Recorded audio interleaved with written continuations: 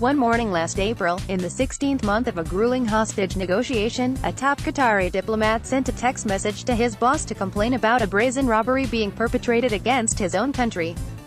Qatar had entered secret talks to free 25 of its citizens from Iraqi kidnappers, yet the bargaining had turned into a kind of group shakedown, the official said, with a half-dozen militias and foreign governments jostling to squeeze cash from the wealthy Persian Gulf state. The Syrians, Hezbollah Lebanon, Qatari Hezbollah, Iraq, all want money, and this is their chance, Zayed bin Saeed al-Qaireen, Qatar's ambassador to Iraq and chief negotiator in the hostage affair, wrote in the message. All of them are thieves, and yet, the Qataris were willing to pay, and pay they did, confidential documents confirm. In the April text message and in scores of other private exchanges spanning 11 halves of a year, Qatari officials fret and grouse, but then appear to consent to payments totaling at least $275 million to free 9 members of the royal family and 16 other Qatari nationals kidnapped during a hunting trip in southern Iraq, according to copies of the intercepted communications obtained by the Washington Post. The secret records reveal for the first time that the payment plan allocated an additional $150 million in cash for individuals and groups acting as intermediaries, although they have long been regarded by U.S. officials as sponsors of international terrorism. These include Iran's Islamic Revolutionary Guard Corps and Qatari Hezbollah, an Iraqi paramilitary group linked to numerous lethal attacks on American troops during the Iraq War, the records show. The payments were part of a larger deal that would involve the Iranian, Iraqi and Turkish governments as well as Lebanon's Hezbollah militia and at least 2 Syrian opposition groups, including al-Nusra Front, the notorious Sunni rebel faction linked to al-Qaeda. The total sum demanded for the return of the hostages at times climbed as high as $1 billion, although it is not clear from the documents exactly how much money ultimately changed hands. Qatar, which acknowledged receiving help from multiple countries in securing the hostages' release last year, has consistently denied reports that it paid terrorist organizations as part of the deal. In a letter last month denouncing a published account of the events in the New York Times, Qatar's ambassador to the United States asserted flatly that Qatar did not pay a ransom. The idea that Qatar would undertake activities that support terrorism is false, the ambassador, Sheikh Michel bin Hamad Al Thani, wrote. The letter does not deny that Qatar paid money to end the crisis, but suggests that the recipients were government officials, citing vaguely a Qatari initiative with Iraq to strengthen bilateral relations and ensure the safe release of the abductees. But the conversations and text messages obtained by the Post paint a more complex portrait. They show senior Qatari diplomats appearing to sign off on a series of side payments ranging from $5 to $50 million to Iranian and Iraqi officials and paramilitary leaders, with $25 million earmarked for a Qatari Hezbollah boss and $50 million set aside for Qassem, an apparent reference to Qasem Soleimani, the leader of Iran's Islamic Revolutionary Guard Corps and a key participant in the hostage deal. You will get your money after we take our people, Qaireen writes in an April 2017 text message, recounting his conversation with a top official of Qatari Hezbollah. The text exchanges are part of a trove of private communications about the hostage ordeal that were surreptitiously recorded by a foreign government and provided to the Post. The intercepted communications also include cell phone conversations and voicemail messages in Arabic that were played for Post reporters for authentication purposes, on the condition that the name of the foreign government that provided the materials not be revealed. Qatari officials declined to comment on specific issues raised in the text exchanges. But one senior Middle Eastern official knowledgeable about the communications said the sums mentioned in the texts referred to proposals that were floated by negotiators but ultimately rejected. The official, speaking on the condition of anonymity to discuss a diplomatically sensitive subject, also asserted that some of the texts appeared to have been edited or repackaged to give a misleading impression, but he did not offer specifics. The official did not dispute reports that hundreds of millions of dollars of Qatar's money were flown to Baghdad in April 2017, just days before the release of the hostages. Iraqi officials confiscated the cash, which has not been returned. Other governments, including some in the West, have paid ransoms to known terrorist organizations to win the release of kidnapped citizens. For example, France and Spain paid cash to kidnappers, either directly or through state-owned companies, to free French and Spanish nationals captured by the Islamic State or al-Qaeda affiliates in separate incidents between 2010 and 2014. But Qatar's bargaining with militants over the hostage affair would become a flashpoint in a larger feud between the country and its Arab neighbors, some of whom have repeatedly criticized Qatari leaders over what they say are the country's cordial ties with Iran and support for the Muslim Brotherhood and other groups identified with political Islam. Weeks after the hostages were freed, Saudi Arabia and the United Arab Emirates joined 3 other Arab states in severing relations with Qatar, triggering a diplomatic crisis that quickly escalated into a virtual blockade on shipping and air travel in and out of Qatar. The rift has occasionally prompted the Trump administration to take sides. Last June, President Trump voiced support for the blockade and blasted Qatar as a funder of terrorism at a very high level, but Trump lavished praise on Qatar's Emir, Sheikh Tamim al-Thani, when he visited Washington this month, calling him a big advocate for combating terrorism financing. It started with a simple hunting trip, albeit one that was marred from the outset by bad luck and questionable decisions about the excursion's timing and locale. Iraq in late 2015 was an extraordinarily dangerous place.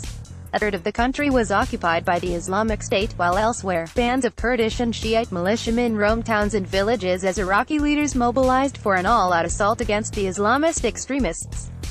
Yet, in November 2015, a large party of Qataris entered southern Iraq's Mudhana province, to enjoy a pastime favored by well-to-do Arabs since antiquity, using trained falcons to hunt a desert game bird called the hubra bustard.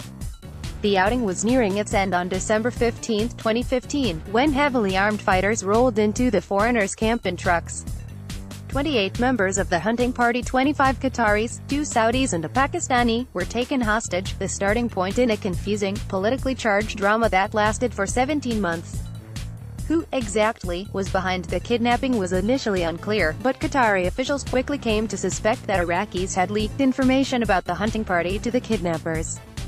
The Qatari hunters had given the precise coordinates of their camp to Iraq's Interior Ministry as part of their permit application, and Iraqi government employees had made a surprise visit to the camp just hours before the men were captured, according to the senior Middle Eastern official familiar with the events, who, like others, spoke on the condition of anonymity to discuss sensitive matters. In any case, Qatari officials quickly sought help from the Iraqi government and Iraqi Shiite leaders in initiating contact with the kidnappers. Qatar soon learned that the hostages were being held by Kataib al-Imam Ali, an obscure Iraqi Shiite militant group affiliated with Kataib Hezbollah. Both organizations receive funding and weapons from Iran, and the latter is officially designated by the United States a foreign terrorist group. Kataib Hezbollah was linked to scores of roadside bomb and sniper attacks against U.S. personnel in Iraq in the last decade, and since 2013, it has waged war against the Islamic State in Iraq, while also joining other Shiite militias in defending embattled dictator Bashar al-Assad inside Syria.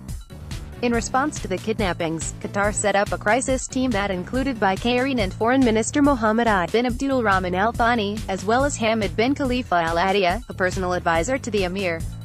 Once it became clear that the captors were an Iranian-backed militia group, the officials began working through an array of influential intermediaries to gain the hostages' freedom.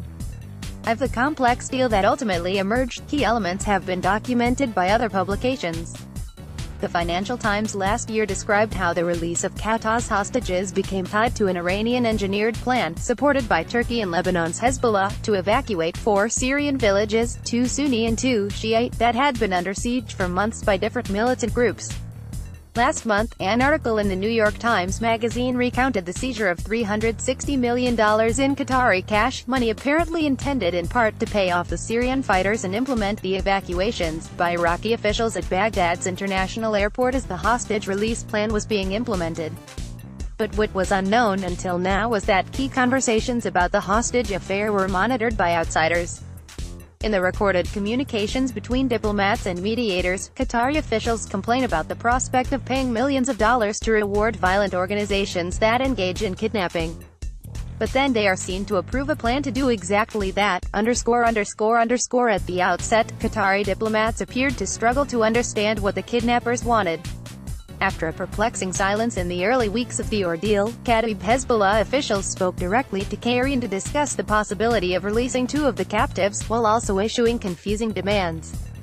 Bahrain, recounting the phone conversations with Kataib Hezbollah's negotiator, told Qatar's foreign minister that the militants asked him to bring the money in exchange for the 2 hostages.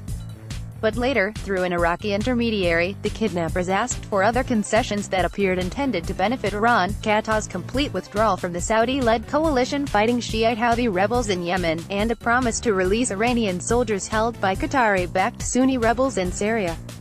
"Your requests are not logical at all," the kidnappers were told, Qatari wrote in a March 2016 text. But soon afterward, money becomes a primary focus. In the text exchanges and phone conversations, Qatari officials initially discuss a payment of $150 million to Qatari Hezbollah if all the hostages are released, with an additional fee of $10 million to an Iraqi mediator for the group identified as Abu Muhammad al-Saadi. It was the first of many discussions of possible side payments for militia officials and mediators, some of whom demanded additional money from the Qataris while simultaneously asking for discretion so that their militia brethren would not discover that they were receiving bonuses. Al-Saadi asked me, "What's in it for me?" Qatari told the Qatari foreign minister in a voicemail message played for the Post. "The man told me frankly, I want $10 million. I told him, 10? I am not giving you 10. Only in one case, if you get my guys done, 100%, I will give you the $150 million, and then I will give you the 10. As the dickering continued through the spring of 2016, wildly differing figures were thrown around as the cast of interlocutors grew to include Soleimani and other senior Iranian officials. In May, Qatari tells his boss that negotiators have arrived at a figure of $275 million, with the transaction set to take place in Iraq's Sulaymaniyah province. At several points, the figure $1 billion is suggested as the price of a comprehensive deal involving the Iranians and the four-village evacuation plan. Soleimani had been seeking to implement the village plan for nearly 2 years, and Iranian officials apparently viewed the Qatari hostages as leverage, since Qatari-backed rebels groups were besieging 2 Shiite villages and their cooperation was essential to making the plan work. Qasem was pressuring the kidnappers and is very upset with them, Qatari says in an April 2016 text message. Later, his texts describe trips by Soleimani to meet with the Qatari group in Iraq, as well as meetings between Qatari negotiators and representatives of the Islamic Revolutionary Guard Corps and the office of Iran's supreme leader, Ayatollah Ali Khamenei.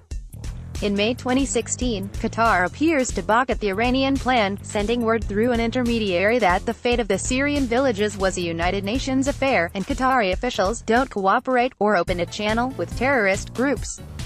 At several points, the messages reflect Qatari anxiety over the safety of the hostages, the escalating demands for payments and the political pressure placed on Doha to use its wealth to end the ordeal.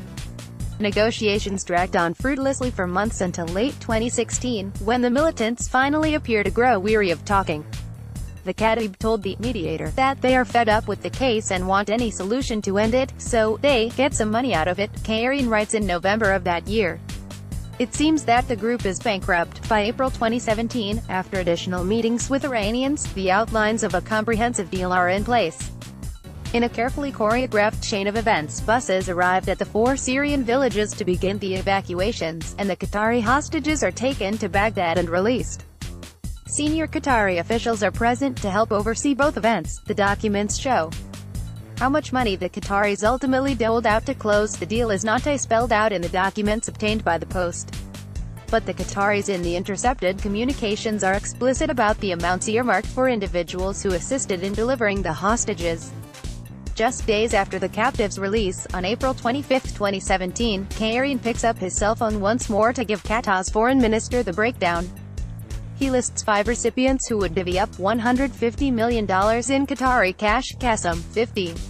Sulaymaniyah, provincial government official who facilitated the negotiations, 50. Abu Hussein, leader of Qatari, 25. Banhai, Iranian official involved in the talks, 20.